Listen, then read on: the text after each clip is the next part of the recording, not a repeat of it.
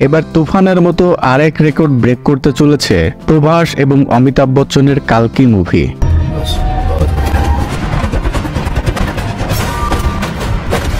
শুরুর আগের দিনই পুরো ইন্ডিয়াতে কালেকশন করে ফেলেছে 50 কোটি টাকা।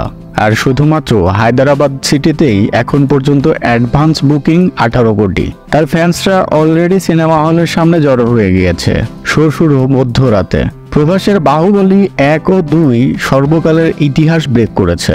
প্রভাসের কয়েকটি মুভি দর্শক মনে তেমন সাড়া না পেলেও শেষমেশ এবার কালকি 2898 এডি মুভিটি দিয়ে তিনি আবারও হ্যাটট্রিক করতে যাচ্ছেন বলে মনে হয়। শুধু তামিলনাড়ু বা ইন্ডিয়া নয়, প্রভাসের ফ্যান পুরো পৃথিবী জুড়ে। আশা করি প্রভাস মুক্তির আগেই কালকি মুভি নিয়ে যেমন রেকর্ড ব্রেক করেছে তেমনি মুক্তির পরেও হিট করবে।